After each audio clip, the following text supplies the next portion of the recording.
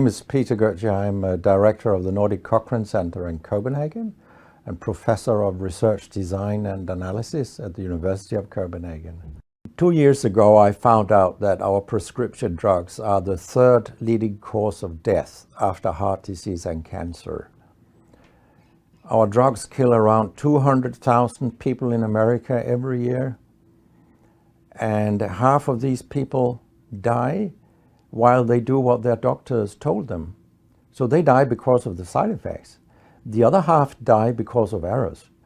And it's often the doctors that make the errors, because any drug may come with 20, 30 or 40 warnings, contraindications, precautions, and so on.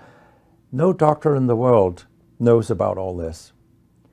So they give patients drugs that they should not have given them, that interact dangerously with other drugs or food items or so on. And then the patients die. That's the other half. So the other thing I found out 2 years ago was that much of what the drug industry does fulfills the criteria for organized crime in US law. And they behave in many ways like the mafia does. They corrupt everyone they can corrupt. They have bought every type of person, even including ministers of health in some countries. So there is a huge amount of corruption. In my country, for example, Denmark, we are regarded as having very little corruption. But yet we have thousands of doctors on industry payroll, although we are just 20,000 doctors. So this is an effective kind of corruption. The drug industry buys the professors first, then chiefs of department, then other chief physicians and so on. They don't buy junior doctors. So when several thousands are on industry payroll, it's really, really bad. And that's why I wrote my book, Deadly Medicines and Organized Crime, How Big Pharma Has Corrupted Healthcare. I hope to convince patients not to take so many drugs, because so many die from the drugs they take. In my country, people take so many drugs that every single citizen can be in treatment with 1.5 drugs from they are born till they die. This is incredible. And drugs are not that helpful. And they kill very many of us. We know that. That's why drugs are the third major killer after heart disease and cancer. So what we need in the coming years is to take far fewer drugs than what we do currently. If we did that and we were careful, then we could live longer and live better lives.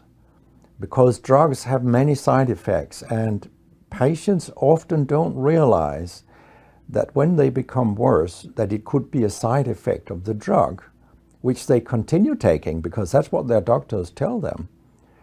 So when I was a specialist in internal medicine, what I very often did was that I stopped a lot of drugs, particularly in elderly people. And it's quite revealing to see a bedridden elderly person come into your ward. And when you stop the drugs, I mean, that person becomes many years younger. And many of these drugs affect the brain, and old people tolerate that very, very badly. They fall, and when they break a hip, 1/4 of them die. And for example, antidepressant drugs are used in more than 10% of our elderly. And they seem to kill 3% of them every year. I mean, if 100 old people take an antidepressant for 1 year, 3% of them will die because they fall and break their hip. This is a huge death rate. So a lot of other drugs than antidepressants also make people fall and kill them. And they may affect your cognition, your memory, and all these things. And then they interact in ways that we know almost nothing about. Very many elderly, they take more than 5 drugs a day.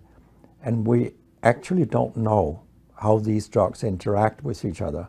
What we do know is that all drugs have many effects in the body, and some of them interact also in their metabolism. so that you can get a too high concentration of a drug if you take other drugs simultaneously. So we make a lot of harms that we don't even recognize. I have a pretty colorful collection of things people have called me during all these years.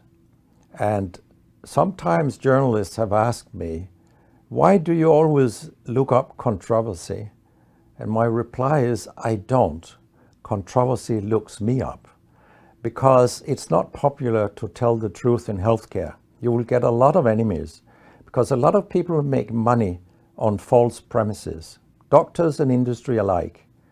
And our drug regulators and our politicians, they are on board on this wagon. So very few people are independent of money in healthcare. And of course, I have attacked a lot of holy cows during my career, and people have screamed loudly. In a French journal, I was called a statistical masturbist, because I showed with statistics that mammography screening didn't work and things like that.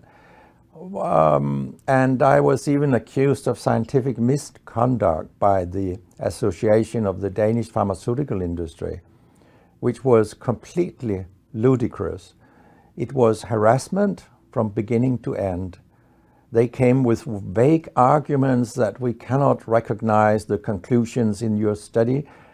And they could have come up with numbers and said, these numbers are wrong. They didn't do anything. It was only harassment. It lasted 18 months, I think, the whole thing. And then when we were acquitted, I made sure that this nasty behavior was described in the British Medical Journal.